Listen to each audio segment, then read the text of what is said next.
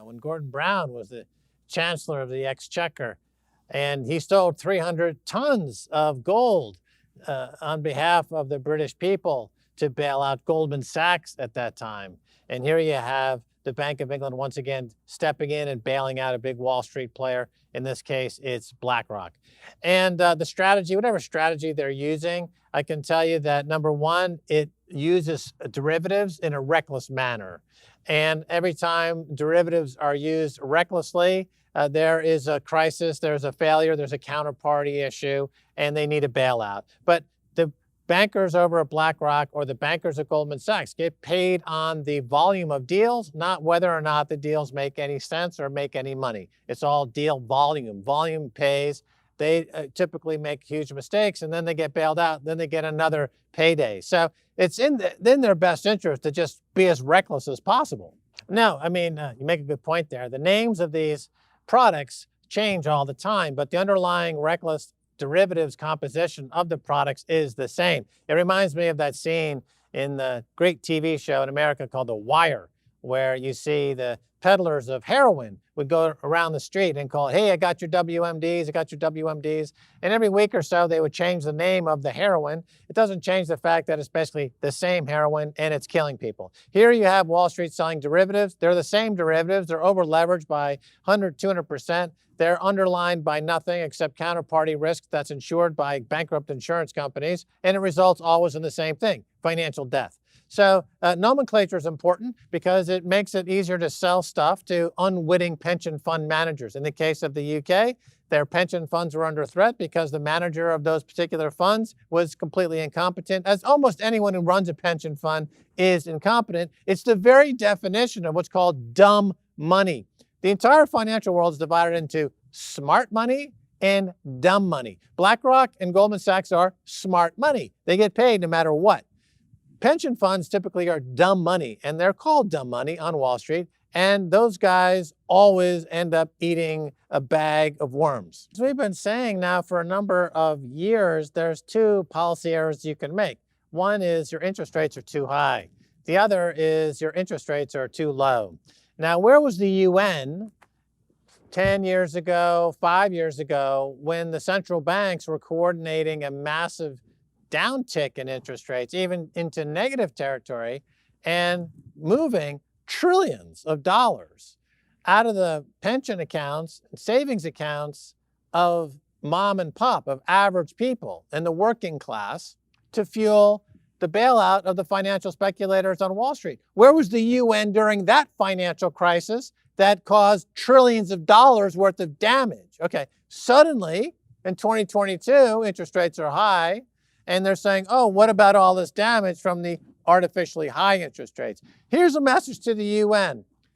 Shut the central banks down completely if you want to eliminate these problems and let the market decide, as it had been doing before central banks were invented. That's the solution. Right. I think it's a good point. And I think the answer is if the United Nations is suddenly making comments about central bank policy, then they're telegraphing that there's going to be a global roll-up of some type. Yes. You know, we talked about the special drawing rights. Jim Rickards was talking about this for a number of years, but now they have the CBDC, the central bank digital currency, which is the more likely go-to. So there'll be a global coin. It'll be $100 trillion or $200 trillion credit facility. All the bad debt on all these central banks all over the world, including the euro, will be rolled into this new CBDC, a global bank. The United Nations obviously seems to think that they're going to have a role in all of this. And it'll be another kicking the can down the road. But one thing is for sure, and that is that it will be inflationary. And so the misery caused by inflation is about to go hyperbolic. Right. So it came out of this idea where there was still a lot of misinformation in terms of Bitcoin versus crypto. A lot of people use those words interchangeably. You know, in the U.S. and the U.S. media, they tend to group these together erroneously. There's Bitcoin and then there's crypto. Even in the political class, Senator Lummis of Wyoming will refer to crypto and kind of also include Bitcoin with Ethereum somehow, or it's similar in some way. They're not. One is a decentralized protocol that's suitable for a standard, a monetary standard that can be part of a country's reserves. The other is centralized garbage, similar to XRP, which I think spurred the conversation with you folks over at Galois. It's centralized garbage. It's not suitable for anything. And so this education curve needs to be really brought to the fore. And I like the way you're describing it. There's bottom up, top down. So bottom up would be Bitcoin Beach, El Zonte, the Papusa seller, able to finally have access to a bank account. And then the top down, you've got the country making Bitcoin legal tender. And so this is, speaking of this, kind of what's happening. President Bukele is the first Bitcoin president. El Salvador is Bitcoin country. And what did you think of the Bitcoin magazine cover as the cypherpunk-looking founding father of the Orange Party, his op-ed rallying the Bitcoin troops to El Salvador? What was your take? And there were no such thing as a Bitcoin celebrity. And I think that recently, some of these conferences, like the big one in Miami, it becomes inundated with these fake celebrities, mostly, who really have taken the focus off what Bitcoin's all about. And I suggested to the organizers they need to have like a conference within a conference just for Bitcoiners, so that all that other stuff can play on some other stage. But here, with your conference, it's Bitcoin only. And let me ask you about this. When the president speaks about building the El Salvador dream, paso a paso, this great rebrand of El Salvador is inspiring other nations in the region to not only consider Bitcoin an economic liberty, but to rebrand and transform similarly. You are from Brazil. What do you see there, and also in this Central American region? Obviously Brazilian, you love the beaches and everything, and there's plenty here for beach lovers. Do you surf?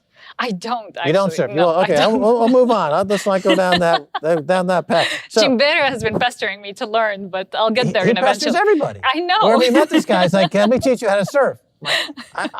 Really? Do I need it? Yes. Yeah, I think I'll take him up on that offer this weekend. But yeah. he another convert. Stacy got up the first time. She's surfing. Oh wow. She did it so well. She didn't go back. She just proved it. Like she went off in a halo of surfing greatness. All right. So the opposition have called Bitcoiners neo-colonialists, an economic hitman. What is your response to that, aside from laughing hysterically?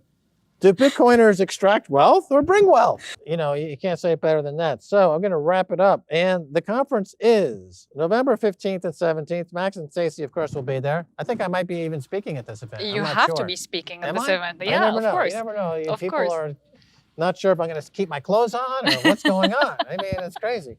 So it's in the Crown Plaza Hotel in San Salvador. Our tickets are still available. Yes, tickets are available. So the event has been generously sponsored by Bitfinex, and amongst other sponsors, there is tracks for everybody that will suit all tastes, all different, levels of familiarity with Bitcoin. So if you're new to it or you've been around since 2001,